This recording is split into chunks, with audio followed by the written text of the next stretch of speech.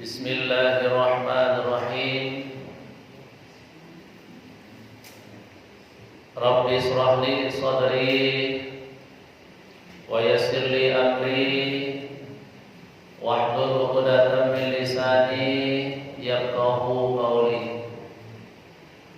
Assalamualaikum warahmatullahi wabarakatuh.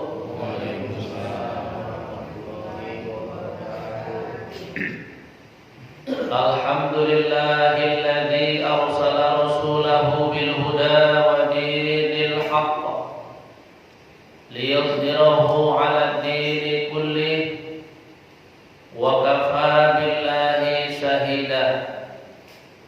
Asyhadu an la ilaha illallah wahdahu la syarika lah wa asyhadu anna sayyidana Muhammadan 'abduhu wa rasuluhu alladzi la nabiyya ba'dah. Allahumma shalli wa sallim wa barik ala sayyidina Muhammad wa ala alihi wa ashabihi wa man tabi'ahu ila yaumil qiyamah, amma ba'd. Qala Allah subhanahu wa ta'ala fi kitabihil karamah. A'udzu billahi minasy syaithanir rajim. Bismillahirrahmanirrahim. Wa ma khalaqtul jinna wal insa illa liya'budun. Shadaqallahul azim. Dan tidak kami ciptakan jin serta manusia kecuali hanya untuk beribadah menyembah kepadaku. Surah Az-Zariyat ayat 56. Shadaqallahul azim wa shadaqa rasuluhun nabiyul karim wa nahnu ala dzalika minas syahidin wasyakirin walhamdulillahi rabbil alamin. Alhamdulillah, segala puji dan syukur mari bersama-sama kita ucapkan yang sebesar-besarnya dan sebanyak-banyaknya kehadirat Allah Subhanahu wa taala, karena atas izin dan ridhonya lah dengan limpahan rahmat dan nikmatnya sampai dengan subuh yang keempat atau subuh yang terakhir di bulan Muharram ini pada hitungan Ahad atau minggunya kita dapat beribadah bersama, dapat bermajelis taklim bersama di Masjid Amaliyah yang sangat kita muliakan ini. Mudah-mudahan dengan segala puji dan syukur yang senantiasa kita ucapkan kehadirat Allah, maka Allah akan senantiasa pula melimpahkan rahmat dan nikmatnya yang lebih baik, lebih banyak dan lebih berkah lagi dalam kehidupan kita pada masa-masa yang akan datang. Mensyukuri rahmat nikmat Allah itu hukumnya wajib, karena setiap saat, setiap waktu kita mendapatkan limpahan rahmat dan nikmat. Sedangkan kepada manusia saja kita kadang-kadang cepat mengucapkan terima kasih kalau mendapatkan bantuan, mendapatkan anugerah atau pemberian. Padahal yang namanya manusia itu biasanya mau kasih kalau dimintai, Jarang itu ada manusia mau ngasih kalau nggak dimintain. Jarang. Tapi entahlah, karena sekarang lagi musim pilkada, mungkin nanti ada itu, ya, nggak dimintai pun datang.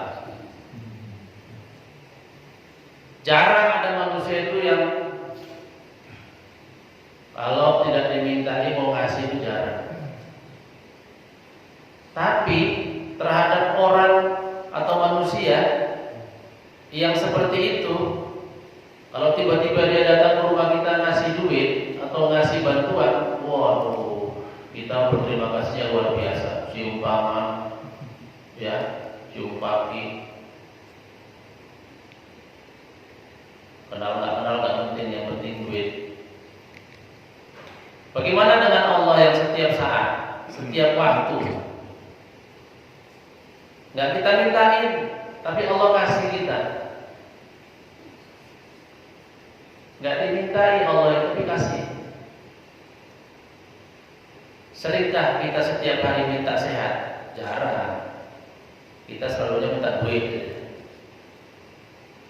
Minta sehat jarang. Tapi begitu pun Allah kasih terus sehat. Sering kita setiap hari minta hidup. Wah, jarang. Kita yang tahunya minta kaya. Hidupnya jarang diminta. Padahal jadi orang kaya kalau mati mau nggak? Padahal yang penting hidupnya. Tapi yang dimintain kayanya.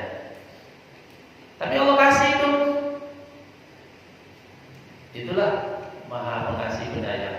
Makanya kepada Allah harus lebih bersyukur. Apalagi syukur kepada Allah itu ya wajib hukumnya, sebab Allah tidak pernah tidak memberi. Mau dimintai dan dimintai, selama itu hambanya dikasih. Maka orang yang sadar dengan pemberian Allah, inilah orang yang pandai bersyukur, yang dicintai. Tapi yang nggak sadar dengan pemberian Allah, itu berarti orang yang kufur dan pasti akan dibenci atau dimurkai. Allah berjanji dalam surah Ibrahim ayat 7, la in syakartum la azidannakum wa la in kafartum inna adzabi lasyadid. Jika kamu selalu mensyukuri apa yang aku berikan kepadamu, aku tambahi. Aku berikan banyak. Tapi sebaliknya, jika kamu mengkufuri, mengingkari apa yang telah aku berikan kepadamu, maka sesungguhnya azabku, ya, siksaanku akan sangat pedih. Jadi mudah-mudahan kita setiap saat, setiap hari selalu bersyukur atas rahmat dan nikmat Allah. Salawat dan salam juga mari sama-sama kita ucapkan kepada junjungan kita yang mulia Rasulullah Muhammad sallallahu alaihi wasallam. Allahumma sholli wa sallim alaihi. Mudah-mudahan dengan selawat beserta salam yang senantiasa kita ucapkan kepada beliau, insyaallah di yaumil akhir nanti bersama kita mendapatkan syafaatnya yang mulia. Amin. Amin ya rabbal alamin. Yang paling kuat membilang, mengucapkan amin masuk surga, ya. Yang pelan-pelan masuk surga juga belakangan. Nyusul. Siapa yang banyak berselawat kepada Nabi, maka Nabi akan lebih dahulu memberikan syafaat atau pertolongan kepadanya. Siapa yang jarang berselawat kepada Nabi, maka Nabi akan belakangan memberikan syafaat kepadanya. Jadi kalau mau duluan dapat pertolongan Nabi, banyak-banyak selawat. Yang dikit selawatnya berarti belakangan, dapat juga belakangan. Nah, jadi kita mari berlomba-lomba untuk mendapatkan hal yang baik, terutama dari baginda Rasulullah Muhammad sallallahu alaihi wasallam. Yang sama kita hormati pengurus Badan Kenajiran Masjid Amaliyah. Semoga pengurus BKM senantiasa sehat walafiat, selalu amanah, istiqomah, dan juga istihadah dalam melayani jamaah orang-orang yang mau beribadah di Masjid Amalia ini, sehingga kita dapat memakmurkan rumah Allah ini dengan semeriah-meriahnya. Bukan artinya suka-suka hati, tapi setiap hari bisa kita ramaikan dengan rangkaian-rangkaian ibadah.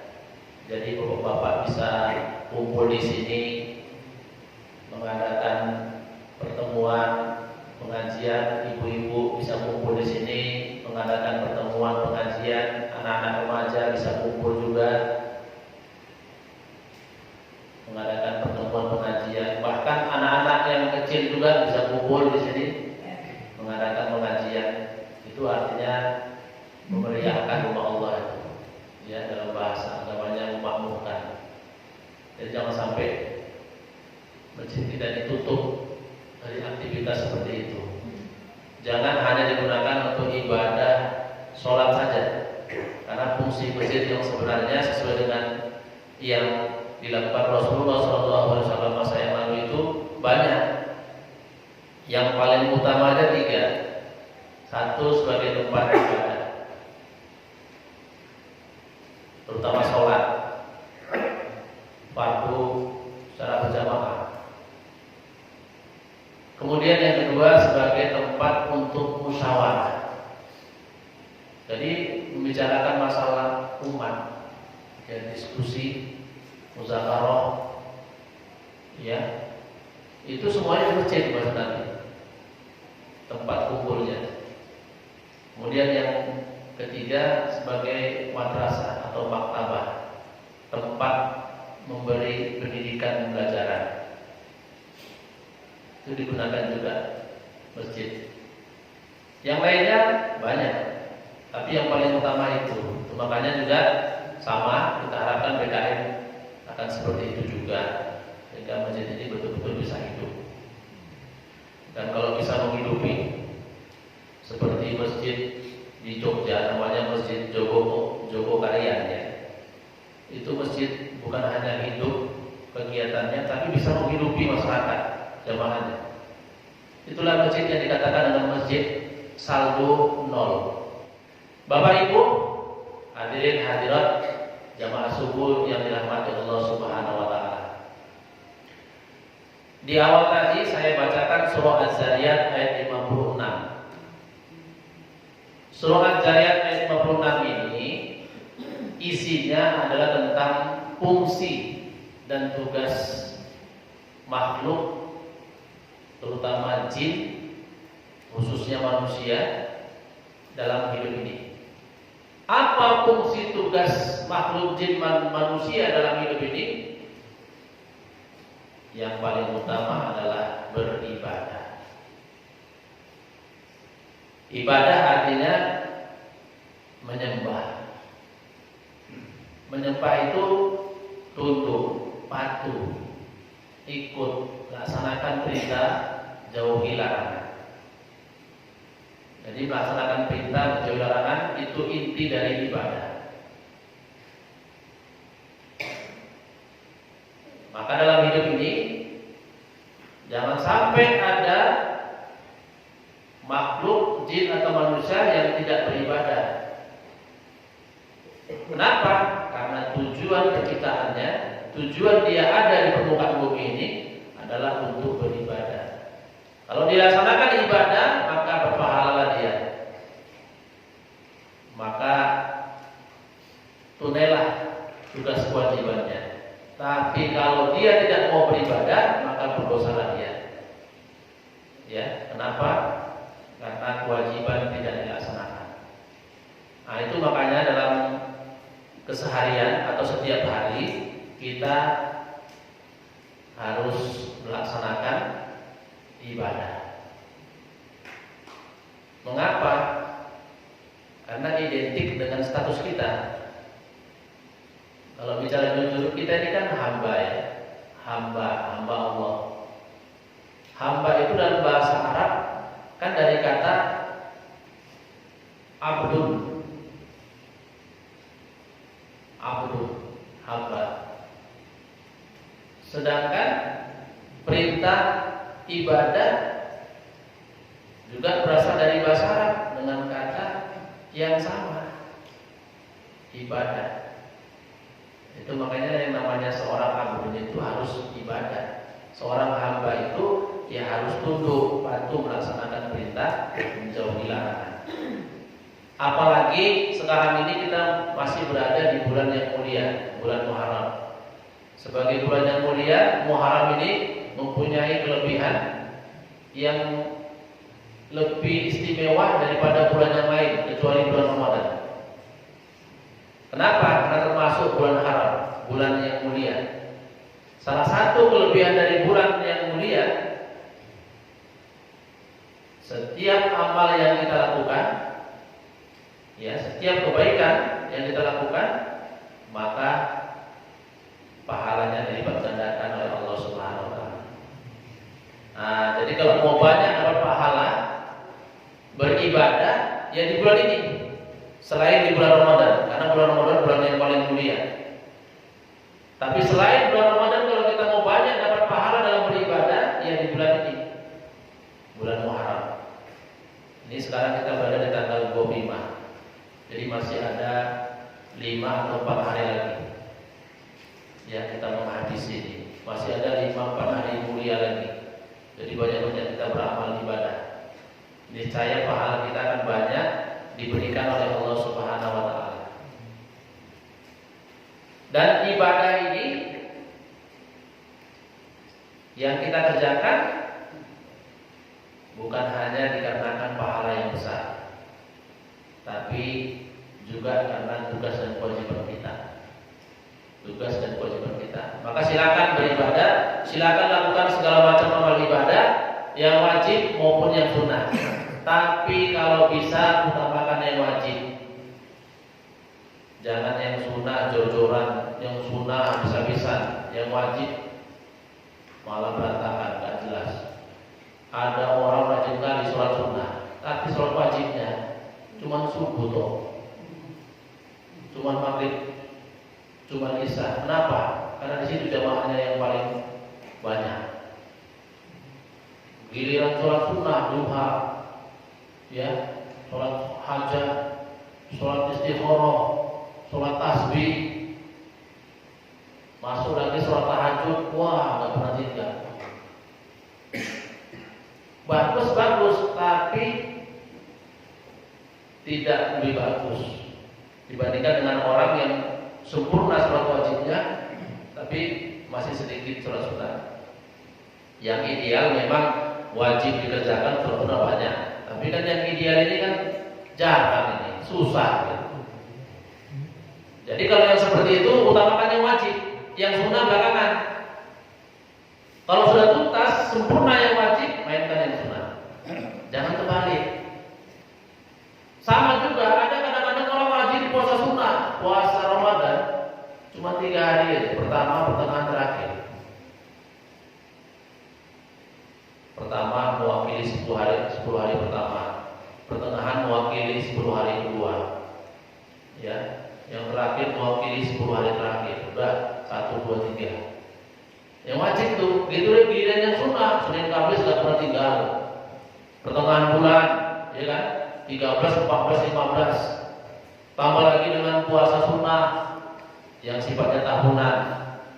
Ada Arafah, ada Asyura. Wah, gak pernah tinggal kalau sunnah. Giliran wajib, aduh. Bagus, tapi gak lebih bagus kalau mengutamakan yang wajib, baru kemudian yang sunnah. Ada orang kadang-kadang sedekah, ya, sedekah infak luar biasa banyaknya. Giliran bayar zakat fitrah, protes, ya. Giliran bayar zakat fitrah, protes, lupa. Ada yang protes, kok segini di masjid ini, di masjid sana segini, katanya boleh. Di sini 30.000, di masjid sana 25.000. Gimana kan ya? Padahal setahun sekali ya. Sedekah, infak setiap hari dia bisa keluarkan Kali lah kalau 30 hari. Kan 300.000, sanggup jadi. Giliran setahun sekali cuma mengeluarkan uang 30.000, protes sama BKN. Majelis ini kok 30.000, majelis sana kok 25.000. Nggak betul juga ini. Ini namanya mengutamakan yang sunnah daripada yang wajib. Yang wajib dulu daripada yang sunnah. Udah bagus yang wajib, masuk yang sunnah. Termasuk juga dengan urusan umroh dan zakat. Cuma karena situasi sekarang untuk berangkat haji itu kan susah, menunggu waiting list, daftar tunggu. Makanya kalau masih ada duit banyak, ya silakanlah kejar dulu, laksanakan dulu umroh. Tapi yang paling utama sebenarnya hajinya yang wajib itu. Jadi jangan sampai nanti umroh bolak-balik, tapi hajinya nggak sempurna juga. Kalau bicara bagus, tapi nggak lebih bagus daripada orang yang udah haji kemudian umroh. Jangan hanya mengejar yang sunnah tapi lupa yang wajib. Jadi beribadah itu kerjakan semua, tapi utamakan yang wajib. Karena itu yang paling utama. Kalau nggak dikerjakan kan yang wajib berdosa. Kalau yang sunnah nggak dikerjakan, nggak berdosa. Nah, maka kerjakan yang wajib dulu, baru masuk yang sunnah. Karena ini tugas kita dalam melaksanakan ibadah dalam kehidupan ini. Maka jangan salah kita dalam penerapannya atau pengamalannya. Jadi yang wajib lebih utama daripada yang sunnah. Dan Bapak Ibu sekalian, kita ketahui dalam keterangan hadis-hadis Rasul bahwa semua amal ibadah itu punya nilai masing-masing. Punya contoh sholat, punya nilai luar biasa.